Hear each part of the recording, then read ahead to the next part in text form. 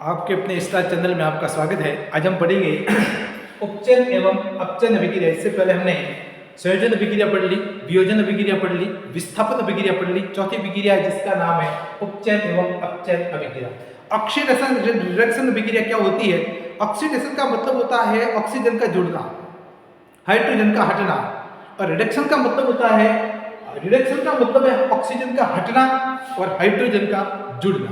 दो शब्द हमारे पास है। ऑक्सीजन, पहले हम ऑक्सीडेशन देखते हैं और फिर देखेंगे रिडक्शन।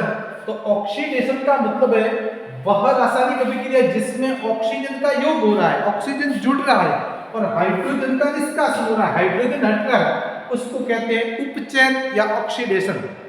दूसरा है अपचयन या रिडक्शन। अपचयन ये उपचयन की विपरीत है, ऑक्सीकरण की विपरीत। ऑक्सीकरण में क्या होता था? ऑक्सीजन जुड़ता था और हाइड्रोजन हटता था। इसमें क्या होगा? ऑक्सीजन हटेगा और हाइड्रोजन जुड़ेगा। For example Cu plus O2 मिलकर के CuO। तो यहां पर कॉपर के साथ ऑक्सीजन जुड़ रहा है, मतलब यहां क्या हो रहा है? इसका ऑक्सीकरण या उपचयन। दूसरा यहां पर देखिए CuO प्लस H2, यहां पर ऑक्सीजन इस तरह से हट रहा है तो कॉपर ऑक्साइड का क्या हो गया? अपचयन हो गया, ऑक्सीजन का हटना। अब यहां पर हम कुछ प्रश्नों को देखते हैं इसके आधार पर कि क्या कौन अपचयित हो रहा है, कौन उपचयित हो रहा है। निम्नलिखित अभिक्रियाओं में उपचयित तथा अपचयित पदार्थों की पहचान कीजिए। पहली बात, उपचयित ऑक्सीजन का जुड़ना, अपचयित हाइड्रोजन का जुड़ना।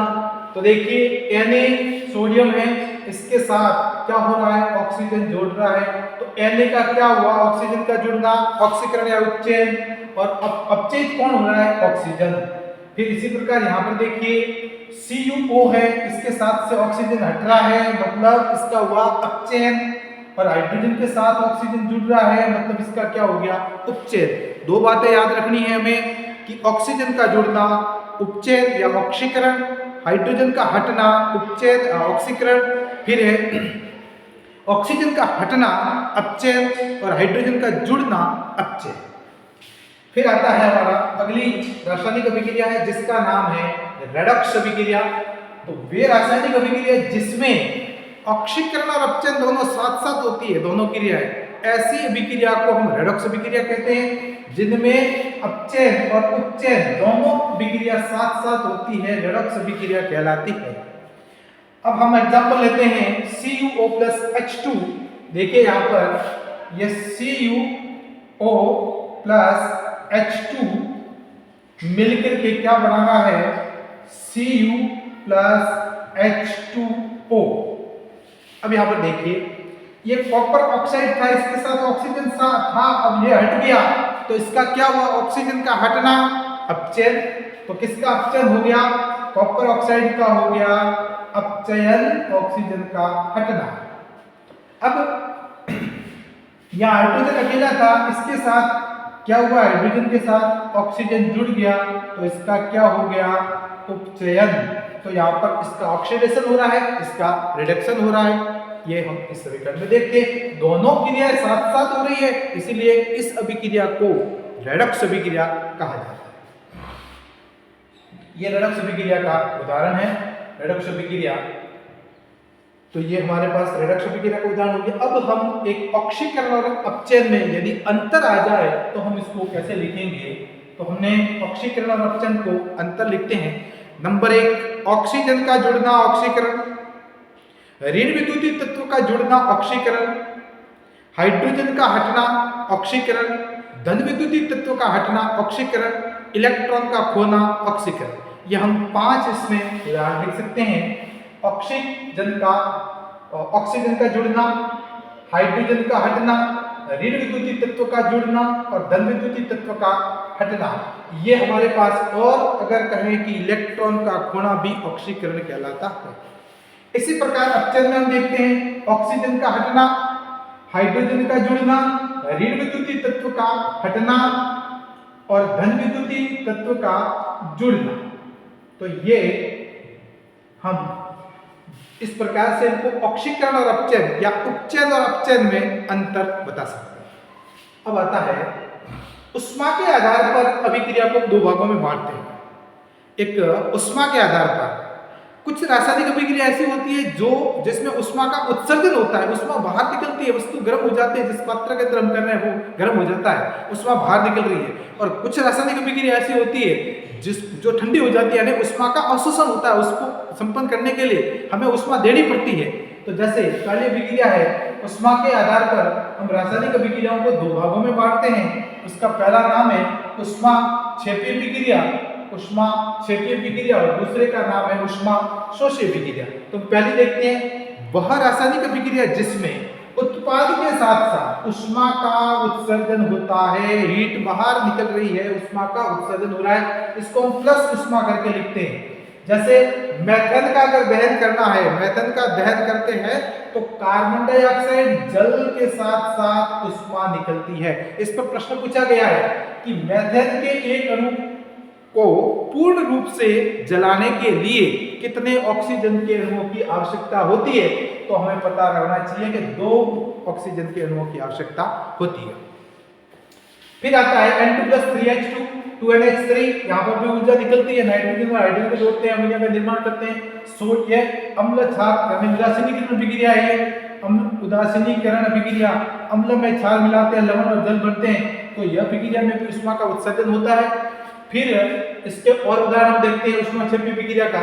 ये वेरी इंपॉर्टेंट उदाहरण है कि प्रश्न पूछा जाता है कि क्या श्वसन एक उष्मा क्षेपीय अभिक्रिया है, तो इसके लिए हम देखते हैं, देखो हमने भोजन किया, भोजन करने के बाद हमारा भोजन छोटी आंत द्वारा अवशोषित हो गया, अवशोषित होने के बाद वो ग्लूकोज के रूप में ब्लड में चला गया।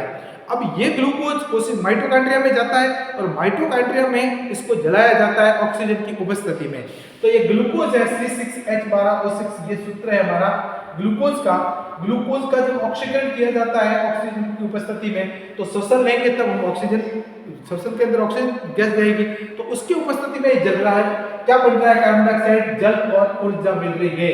तो यह भी एक प्रकार की उष्मा क्षेपीय अभिक्रिया है, क्योंकि श्वसन होगा तो ही वहां पर ग्लूकोज का दहन होगा, नहीं तो ऊर्जा प्राप्त होगी नहीं। और हमें यानी कि ऊर्जा आएगी वो कहां से आएगी, ग्लूकोज के दहन से आएगी। ग्लूकोज के दहन के लिए क्या जरूरी है, ऑक्सीजन, ऑक्सीजन के लिए क्या जरूरी है, श्वसन।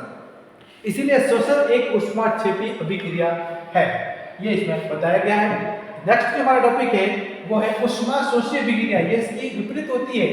वे रासायनिक अभिक्रिया जिनको संपन्न करने के लिए उष्मा देनी पड़ती है, यहाँ माइनस उष्मा करके लिखा जाता है। तो इसके लिए अभिक्रिया जिसमें उष्मा का अवशोषण होता है, उष्मा देनी पड़ेगी, उष्मा का अवशोषण होता है, उष्मा शोषी अभिक्रिया कहलाती है। N2+O2, अगर नाइट्रोजन और ऑक्सीजन को मिलाना है तो नाइट्रोजन ऑक्साइड नाइट्रो ऑक्साइड बनाएगा, तो उसके लिए 180 किलो जूल ऊर्जा उष्मा देनी पड़ती है।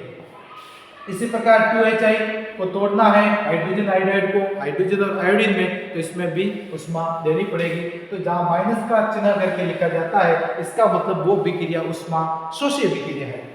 फिर आता है हमारा अंतिम टॉपिक है कि संक्षारण किसे कहते हैं। तो संक्षारण का मतलब क्या है, जब कोई धातु अम्ल या क्षार अथवा नमी के संपर्क में आती है, इसकी बात कर रहे हैं हम, धातु की बात कर रहे हैं, वो या तो अम्ल, क्षार या नमी के संपर्क में आती है तो वो अपने में कमी कर लेती है, अपने में ह्रास कर लेती है, अपने गुणों को कम कर देती है, तो इसे संक्षारण कहते हैं। ये होगी परिभाषा। अब बात आती है लोहे पर भूरी परत चढ़ती है, जिसको हम लोहे पर जंग लगना कहते हैं। तो लोहे पर जो जंग लग रहा है वो भी एक प्रकार का संक्षारण है। उसके बाद है चांदी पर काली परत चढ़ जाती है, तांबे पर हरी परत चढ़ जाती है, इसी प्रकार ये संक्षारण कहलाता है। संक्षारण से बचने के लिए हम आगे उपाय देखेंगे। संक्षारण से बचने के लिए उसको हम ऑयल पेंट करवाते हैं, तेल लगाते हैं, ग्रीस लगाते हैं, ये सारे इसके उदाहरण हैं संक्षारण से बचने के लिए। फिर आता है विकृत गंधिता, जो अंतिम टॉपिक है। विकृत गंधिता का मतलब क्या हुआ, विकृत हो गई, क्या गंध, किसकी गंध विकृत हो गई, खाद्य पदार्थ, भोज्य पदार्थ होगी। कैसे, वसायुक्त तेलीय खाद्य सामग्री, वसायुक्त तेलीय खाद्य सामग्री को लंबे समय तक वायु या ऑक्सीजन की उपस्थिति में छोड़ने पर ऑक्सीकरण हो जाता है। उस खाद्य सामग्री का क्या हो जाता है, ऑक्सीजन के साथ क्रिया हो जाती है, ऑक्सीकरण हो जाता है, जिससे उसकी गंध बदल जाती है, गंध बदल जाती है, इसलिए इसका नाम है विकृत गंधिता। और विकृत गंध से बचने के लिए क्या किया जाता है, उसमें एंटीऑक्सीडेंट मिलाए जाते हैं या एंटीऑक्सीकारक मिलाए जाते हैं। जैसे हम देखते हैं कि चिप्स की थैलियों के अंदर एक गैस भरी होती है, वो गैस कौन सी होती है, नाइट्रोजन गैस होती है, जो कि कम सक्रिय गैस होती है, उसको भरा जाता है जिससे चिप्स का उपचयन होने से बचा जा सके और उसकी गंध विकृत होने से बचे। तो ये थे हमारे कुछ, पहला पार्ट यहाँ पर हमारा संपन्न होता है। धन्यवाद।